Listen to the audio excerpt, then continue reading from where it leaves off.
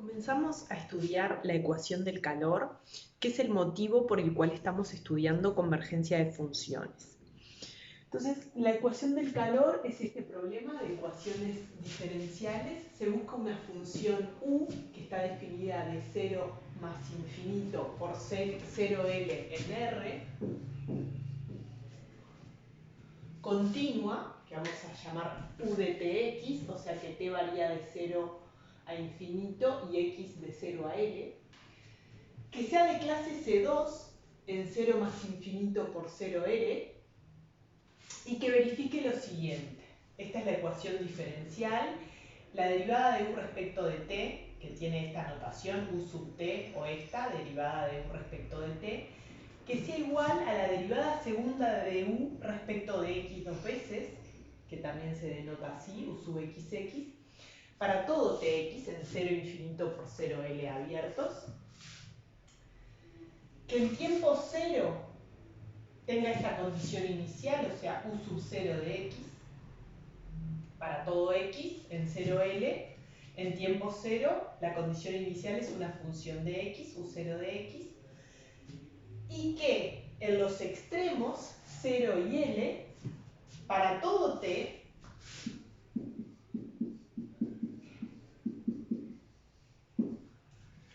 también sea dos funciones preasignadas, digamos, condiciones iniciales en el borde, f1 de t y f2 de t. Este problema que modela es la transferencia de calor en una barra, o sea, suponemos que la barra tiene longitud 0L, este es el 0L de la función u, x varía en 0L, corresponde a una posición de la barra, y u0 de x es una distribución inicial de temperatura. Es una barra que está a cierta temperatura que depende de x, solo de la posición, digamos. Transversalmente no hay variación de temperatura, pero tenemos una distribución de temperatura inicial u sub 0 de x. Esta barra se somete a calentamiento en los bordes, es decir, fíjense que en 0 y para todo t podemos estar calentando. Por ejemplo, si prendo un yesquero acá y empiezo a calentar, eso va a tener un efecto que va a ir calentando la barra, y en este extremo puedo hacer lo mismo. O sea, se supone que la barra está aislada térmicamente, digamos, en los costados, pero en los bordes es donde hay intercambio de calor con el medio. Ese intercambio de calor está dado a lo largo del tiempo por las funciones f2 de t y f1 de t. ¿Está bien? Acá variamos con f1 de t y acá con f2 de t. Entonces, ¿qué es u de tx? Bueno, u de tx es la temperatura en tiempo t en la posición x. O sea, me fijo en este x, tengo la distribución inicial u0 de temperatura y empiezo a calentar en los bordes, en 0 y en L, empiezo a aplicarles cierta variación de temperatura dada por estas funciones, y lo que quiero saber es cómo va a evolucionar, o sea, quiero saber la u sub t de x, o sea, en tiempo t, cómo va a ser la temperatura en el punto x. ¿Está bien? Si sujeto esta barra a calentamiento, me paro en x, empecé con cierta temperatura y quiero saber, a medida que transcurre el tiempo, qué va a pasar con la temperatura en ese punto. El problema más sencillo a considerar es cuando las condiciones de borde son las funciones constantes igual a 0, o sea, f1 y f2 son funciones constantes igual a 0. Es como someter la barra a un medio que está a temperatura 0 afuera y nunca cambia, o sea, la dejamos a temperatura 0 afuera y tiene una temperatura, una distribución inicial de temperaturas, y queremos ver cómo evoluciona la distribución de temperaturas en el tiempo. ¿Está bien? Ese es el primer caso a considerar. Fíjense que si la condición inicial, si u0 de x es 0 para todo x, entonces la función u de tx igual 0 para todo tx es solución de esta ecuación diferencial, porque Si la barra está toda a temperatura cero inicialmente y está sometida a un medio de temperatura cero, o sea que no hay cambio, la barra va a permanecer en un equilibrio, todo a temperatura cero para todo tiempo, no se van a producir cambios en la distribución de temperatura. O sea que para condición inicial, temperatura cero, esta ecuación diferencial tiene la solución, la función constante igual a cero. Pero entonces vamos a considerar otro caso, o sea, que la condición inicial sea distinta de la función constante cero. ¿Está bien? Entonces, en ese caso lo que hacemos es suponer que u de tx tiene esta forma, que es una función que depende de t multiplicada por una función que depende de x. Vamos a buscar soluciones u de esa forma, a ver si existe. O sea, una solución que sea un producto de una función que depende solo de t y una función que depende solo de x. Entonces, si hacemos la cuenta de la ecuación diferencial, la derivada de u respecto de t es igual a 2 veces la derivada de u respecto de x, lo que obtenemos es que t' en t por x de x, eso es la derivada de u respecto de t, es igual a t de t por x segunda de x. Esta es la derivada 2 veces de u respecto de x. Tenemos esta igualdad. De lo que podemos deducir que, dejando todas las t de un lado y todas las x de otro, que t' sobre t en t es lo mismo que x segunda sobre x en x. Bueno, acá tenemos que suponer que t y x son distintas de cero. T en t y x en x distintas de cero. Fíjense qué es lo que dice esta ecuación. Esta ecuación lo que dice es que la función t' sobre t no depende de t, depende solo de x. Y de la misma manera, la función x segunda sobre x no depende de x, depende solo de t. ¿Qué quiere decir entonces? Que la derivada respecto de t de la función t' sobre t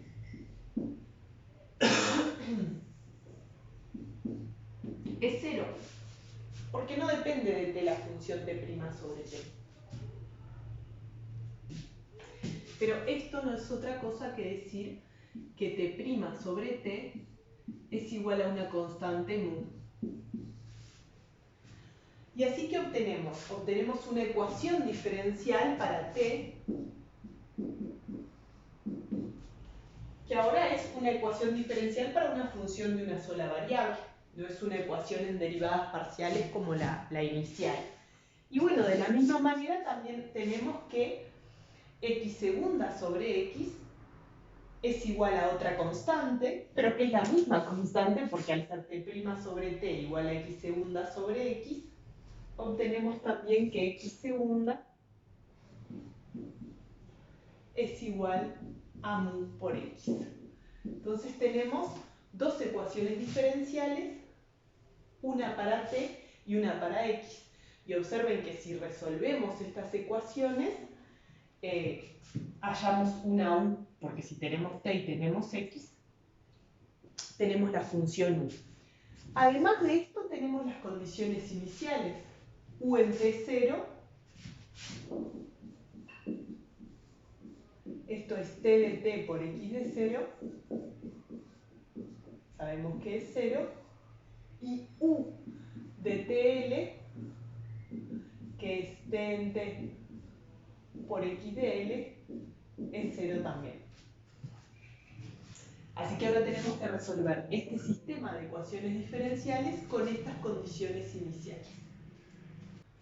Fíjense ahora, esta ecuación diferencial, t' igual a mu por t, es muy fácil de resolver, ya la sabemos resolver. T de t es igual a una constante por e a la mu por t. Eso es para todo t. Si derivamos, esto nos da c por e a la mu por t por mu, o sea que es mu por t. O sea que la función t de t tiene la forma c por e a la mu por t.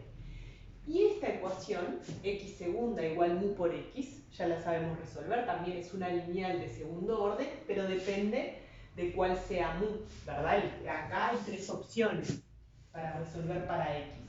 El primer caso es que la mu sea 0 y la ecuación nos queda x segunda igual 0, por lo tanto x de x es de la forma ax más b. Y si miramos las condiciones de borde que tenemos que u en t0 es t de t por x en 0, sabemos que es 0, por lo tanto x en 0 es 0. ¿Por qué? Porque sabemos que la función t no es constante nula, porque si no la función u es constante nula y estamos asumiendo que la distribución inicial de temperatura no es nula. Entonces, ¿qué quiere decir eso? Que para algún valor esto es distinto de 0 y por lo tanto x en 0 vale 0. ¿Qué quiere decir que x en 0 vale 0? Lo deducimos de acá, que b es 0. Pero ahora utilizando la otra condición de borde, que t de t, u de tl, es t de t por x de l, que es 0, y utilizando el mismo argumento que esto no es la función constante nula, quiere decir que x de l es 0. Pero x en l es a por l, entonces deducimos de acá que a es 0 también. Bueno, pero entonces la función x es la función nula y esa no es solución de nuestra ecuación diferencial porque estamos suponiendo una distribución inicial u sub 0 de x distinto de la función constante nula. Así que el caso que mu igual a 0 no nos sirve, no encontramos una solución de la ecuación diferencial del sistema de ecuaciones diferenciales para cuando mu es 0. En el caso que mu sea positivo, sabemos que la solución de esta ecuación diferencial, que es una lineal de segundo orden, tiene esta forma: C1 por e a la raíz de mu x más C2 por e a la menos raíz de mu x. Esa es la solución general. Entonces, usando de nuevo las condiciones de borde, de nuevo obtenemos que x en 0 es 0, y x en 0 no es otra cosa que C1 más C2. Y también x de l es 0, que es C1 por e a la raíz de mu l, más C2, que recuerden que es menos C1, o sea, menos C1 por e a la raíz de mu l, y esto también es 0. Pero entonces, ¿qué quiere decir? Como sabemos que x no es la función nula, C1 es distinto de 0, que obtenemos entonces que e a la raíz de mu l menos e a la raíz de mu, esto es a la menos raíz de mu, perdón, a la menos raíz de mu l, esto es 0. Esto quiere decir que e a la raíz de mu l es igual a e a la menos raíz de mu l. O lo que es lo mismo que e a la raíz de mu l al cuadrado sea 1. Esto da 1, si solamente si esto de acá es 0. Pero sabemos que ni mu es 0, porque ese caso ya lo consideramos, y que l no es 0 tampoco. Así que este caso, mu positivo, tampoco es posible. O sea, no hay solución para este sistema de ecuaciones diferenciales con mu positivo. Entonces, el único caso que nos queda considerar es cuando mu es negativo. En el caso mu negativo, sabemos que la solución general de esta ecuación de segundo orden es C1 por seno de raíz de menos mu, fíjense que ahora menos mu es un número positivo, por x, más C2 coseno de raíz de menos mu por x. Esta x satisface esta ecuación diferencial. Y de nuevo entonces vamos a utilizar las condiciones de borde, x en 0, es C2, es 0. Este término se va, por lo que x de x queda C1 por seno de raíz de menos mu por x. Y x en L, que es C1 seno de raíz de menos mu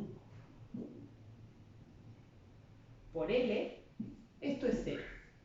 ¿Qué quiere decir? Que raíz de menos mu por L es algún múltiplo entero de pi. Porque seno se anula en todos los reales de la forma k por pi, pero como estamos considerando los x solo de 0 a L, tiene que ser un positivo. Esto nos da entonces que menos mu es n pi sobre L al cuadrado. Entonces acá sí tenemos una compatibilidad, o sea, podríamos tener la solución u de tx igual a t de t, que recuerden que era c por e a la mu por t, o sea, a la menos n pi sobre L al cuadrado por t, por x de x.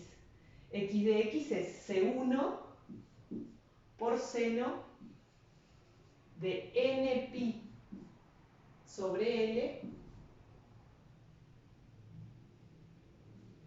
por x, que no es otra cosa, si junto c con c1 le pongo otra constante b, es b por e a la menos n pi sobre L al cuadrado por t, por seno de n pi sobre L por x. Entonces, este es un candidato a ecuación diferencial, a solución de la ecuación diferencial. Sabemos que verifica la ecuación en derivadas parciales, este sistema que era equivalente a la ecuación en derivadas parciales, que cumple las ecuaciones de borde, que en 0 vale 0 para todo tiempo, que en L vale 0 para todo tiempo. Pero bueno, ¿qué nos queda chequear? La distribución inicial de temperaturas. Entonces vamos a ver cuánto vale esta función en tiempo cero. Entonces, si esta es la solución de la ecuación diferencial, ¿qué cuenta tengo que hacer para la distribución inicial? Es u de 0x, esta es la función u sub 0 de x. Tengo que evaluar en tiempo cero, es b, esto da 1, y esto me da seno de n pi L sobre x.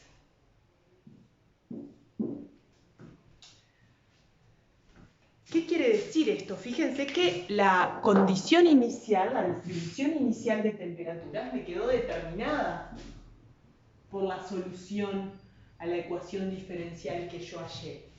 Es decir, que sé resolver la ecuación del calor, o sea, sé resolver la ecuación u sub t igual a u sub xx con condiciones de borde nula, siempre y cuando la distribución inicial de temperaturas tenga esta forma, sea b por seno de n pi sobre Lx.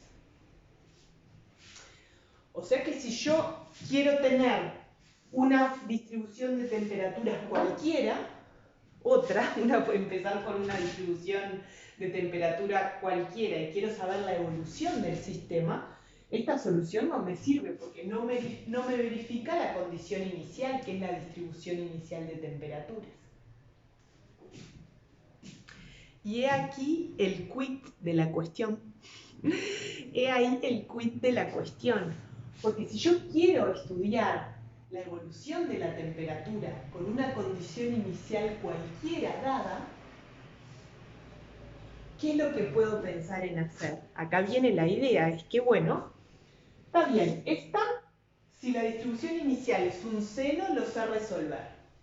Si es una suma de senos por linealidad, también, o sea, si la distribución inicial de temperatura es una combinación lineal de senos, hago la combinación lineal de soluciones y me va a dar solución con esa distribución inicial de temperaturas. Pero lo que puedo pensar si no es, bueno, si la distribución inicial U sub 0 de X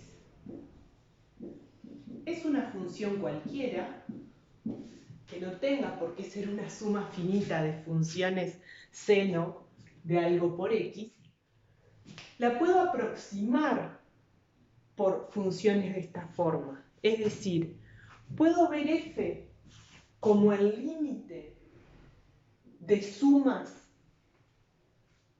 de senos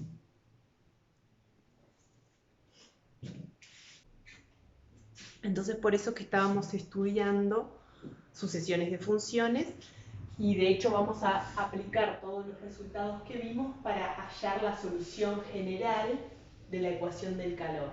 Entonces ahora vamos a tener que empezar a ver una teoría de aproximar funciones continuas como series de senos.